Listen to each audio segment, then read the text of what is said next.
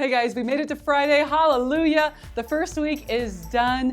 Now that the school year is ramping up, there's a really important skill you need to know to make a great impression with all of your new teachers and professors. And that's what we're talking about today on Freestyle Friday. Welcome to the very necessary lesson on email netiquette. All right, I'm going to share with you this email that I recently received from an actual student, and it was worded exactly as I have it here on the screen. Is there any way I could make up for my missed assignments and get them to you because I'm worried I'm going to fail? That's exactly how it looked in my email box. What's wrong here? What do we think my reaction as the teacher is going to be to a student who emails me like this? You should be there in YouTube land saying, oh no, Ms. Randazzo, that's a problem. This person needs help, but doesn't know to take the time to actually just like fix punctuation marks. You have to put yourself in the shoes of the person who's receiving your email message. Are you presenting yourself in a clear, respectful way that encourages that person to want to help you? That's what you want to do. So you want to take a time to proofread. And that's what this person didn't do at all. They just fired off this email because they were panicked and they were worried about their grade. And I totally get it. And I want to help my kids. I always do. But you could sweeten it a little bit so that when I open my email from you, I'm like warm and fuzzy wanting to help you. Instead of being like, oh my gosh, poor baby. Okay, if I have to sigh deeply before I respond to the email, that's not good. This next one was even worse though. Here's another one I got. I didn't understand today's material on thesis writing. Explain this. Oh no, this kid did not. The problem here, all about tone. Right, and here's the thing. We're so used to text communication, which is very forgiving in terms of tone, that we forget that if we're really, really short, really blunt, that can read as really harsh and demanding on the person who's receiving your email request. So I had to build this lesson because this is the time of year where all the emails start filling up the teachers' mailboxes, and you want to get what you want from adults. So you're going to learn some email netiquette, because that's all we use email for, really, is you guys need something from an adult in your life. And that's what adults use it for also. It's very business, it's professional world stuff. So follow these 3 steps, and I'm certain that they will help you get what you want from the grown-ups in your life. All right, first step, you have to identify yourself. So you have to remember that if you're emailing someone in the business world or even in your academic world, they have hundreds of people that they interact with every day. Certainly in the high school classroom, there's 150, 175 kids coming through that classroom door every day. And especially here in the first week of school, we don't know your name yet. We're working on it. We'll get there. So especially early in the year, as you're getting to know your teachers and professors, you would want to identify yourself by name early on in the email communication. You could put an identifier as to, like, say this one I have, this Sally student met this business contact at a summit workshop. She identifies herself as a freshman at Roosevelt High School. And now this Mr. Smith person can be like, oh yeah, I vaguely remember that Sally person at that Friday workshop that he lectured at. The same thing is true for my own students. You know, if they're in my 3rd period class, if they could identify themselves, hi, this is Sally student. I'm in your 3rd period, English 9 class, and I had this question, and then they get into it. It's later in the year as we become, a warm, fuzzy family. We probably don't need that formality, but certainly at the beginning of the year, use it, and always err on the side of using it. If you're not sure if this person is your homeboy or homegirl, go ahead and identify yourself early on in your email. All right, the second step. Get to it. Be efficient. Emails that are lengthy get shelved to do later, and sometimes business people don't even circle back to do them later. So get in, keep it simple. If it's too long, like I said, it'll get shelved. So don't be witty. Just ask for what you want. Be clear, as concise as you can be. Third step, oh my gosh, you guys, you have to proofread.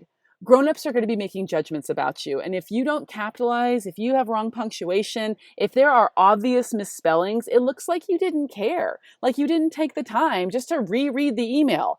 I always, when I'm sending emails, I pause before I hit that send button and I reread it quietly out loud to myself, which sounds crazy, but I just know that my eyes trick me. And sometimes they just jump over misspelled words, or I use the wrong form of there, Or I'm famous for doing, their apostrophe S when it should be there are, because I get my singular and my plural because the way I say it is different than the way I write it. Shouldn't be, but it just is. So you need to just slow down, reread it, proofread it for punctuation, spelling, make sure the tone is right, that you just stay classy, right? And so I have all of these like advice about, thinking through what you're asking of this person. Is it reasonable? Include a warm, personable sign off, and then avoid the text talk. People of my generation, the older folks, we just sort of see it as lazy. I know it's not. I know you don't mean for it to be, but you just need to know that people of an earlier generation think that text talk is a little sloppy. So again, unless you know this person really well, err on the side of caution and don't use that. All right, a few more things because I just can't stop on this topic. You need to update with a professional email. I can't tell you how many of my students email me, and it's clear that they're still using their very first email that they ever set up in 3rd grade. So if you have something like Gummy Bears Forever at Hotmail, it's time to go ahead and step it up and get yourself a more grown-up sounding Gmail or something of that nature. You can use Hotmail. I don't think anyone even does anymore. But just know that we need to have, you need to up your game in terms of professionalism because you're a young adult now. Also, always put a clear subject line. Business professionals are busy and they'll just look through, like if they've got 5 minutes to answer emails before their next class starts or before a business meeting, they'll knock out the ones they can do really quickly, and your subject line gives them a clue to let them know if they can do it quickly and get back to you right away, or if it's something they need to do later in the day when they've got time. Also, email is forever. Anything you put online can be saved, screenshotted, put in the archive forever. So my rule for online stuff is if you don't want your grandma to hear you say that thing, then you should never write it in an email. Don't email angry. When someone has emailed you, do not respond until your blood pressure is down. That is true for me in dealing with parent emails. Sometimes parents get really, really flustered and frustrated, and they just bang out an email because they're just in panic mode. And it kind of has like a harsh tone, or it's like attacking me for doing my job. I don't respond when I feel my blood boiling. I cool off, and then I respond when cooler heads prevail, and then your tone can be right. We want to avoid emoticons in the business world. Again, once you start to get to know somebody a little bit better and you have that warmer relationship, a little smiley face is fine, but certainly not in your first email to somebody. You want to avoid them whenever possible. All caps, you guys know, is screaming. This is actually for the older people. Sometimes like grandmas, they text or they email and they don't know to turn off the caps lock. It's bad. Don't yell at people. And then this is really hard for you guys when you want something from a teacher and you need something fixed right away. You do need to be patient. The rule of thumb is that you give a business professional a day or two to get back to you. Do not send an email and then 4 hours later send a follow-up, did you get my email? Why haven't you responded email? That's super pushy and annoying. People are busy. We live in an Insta culture, and I try to respond very quickly if I can. But, if I'm in a class teaching, I can't get back to you, or I've got other things, or, oh my gosh, maybe I just want to have dinner with my family. Like, give me an evening off. It's okay. So there's a sort of an unwritten 2-day rule.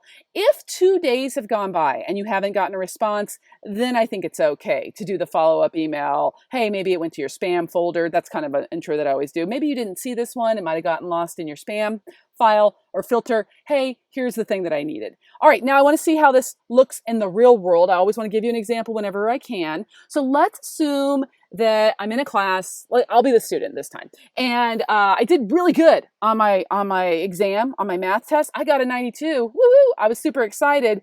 But then I noticed, a couple days later, the teacher, he put it in wrong. The dude messed up. He put in a 29 instead of my 92. So I could email him like this. Professor Smith, I guess. Help! Smith! You messed up my score. I earned a 92, but you entered it as a 29. Seriously? Fix this as soon as possible, or my mom will ground me for the whole weekend. Laura. Okay, you know what's wrong here, right? First of all, the tone is ridiculous. You would never talk to your professor like that, so that's not okay. The subject line does not give him a heads up as to what this is about. It's disrespectful in terms of the address. Smith with an exclamation mark is not okay.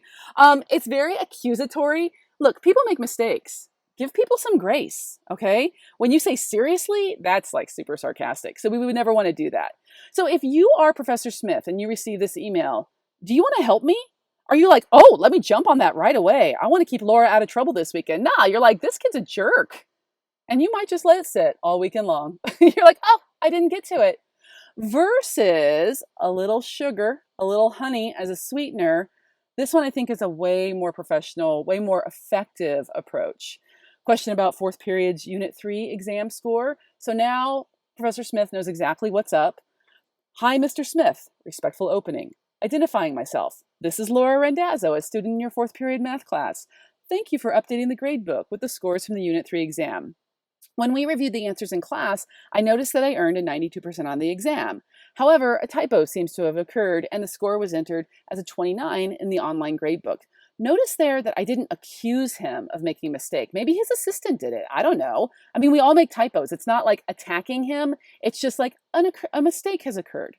When you have a moment, would you please check this? I've attached a photo of the graded sheet to this email, and I'm happy to share the original paper copy with you when I see you in class on Monday. Thanks for your time. Appreciatively, Laura Randazzo. And notice here, I have attached an image that I shot with my phone of the exam so that he has the backup support, not just to take my word for it, because sometimes students, they try to get over on you.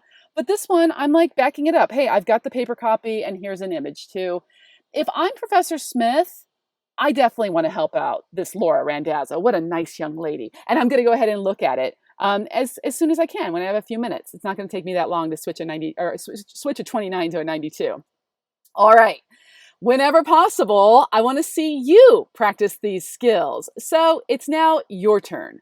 I'm going to give you this new scenario, and in the comments section, I would like you to write a professionally worded email. You do not need to use your real name. And in fact, if you are under age 18, I encourage you not to use your real name. Go ahead and set up a pseudonym. That is totally fine for here on YouTube. But here's your assignment. You are having a problem. Let's say it's the first week of school, which it is, hey, and you realize that you have bitten off more than you could chew in your Spanish 3 class. You are not quite ready. You tried to leapfrog a level, but you know that you really need to take Spanish 2. It's very clear to you. I need you to email your school counselor. Okay, you're not emailing a teacher. You're emailing the school counselor. You can make up her name. We can call her Miss Smith if you want. And then I want you to politely, respectfully request a meeting wherein you can get the schedule change to happen. Leave that professionally worded email in the comment section below.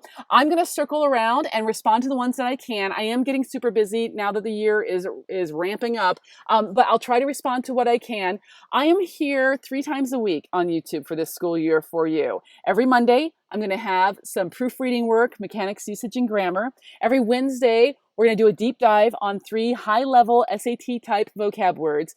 And every Friday, I'm calling it Freestyle Friday, a little drop of English high school skill builders that I'm sharing with you guys here on YouTube. I hope you liked this presentation. There are more elements of this lesson in my product that is available over at Teachers Pay Teachers. I'll put the link in the description bar. If you want more practice, including evaluating 4 emails written from 4 different people on the topic of getting a summer internship, you get to be the judge jury to decide which of those teenagers wins the internship. I have that practice over there and more of these email practice sheets as well. But don't worry about that. Just go ahead and jot down that message to the counselor, leave it in the comments section, and I will see you guys again on Monday for a little proofreading practice. Thanks, everyone. I'll talk to you soon.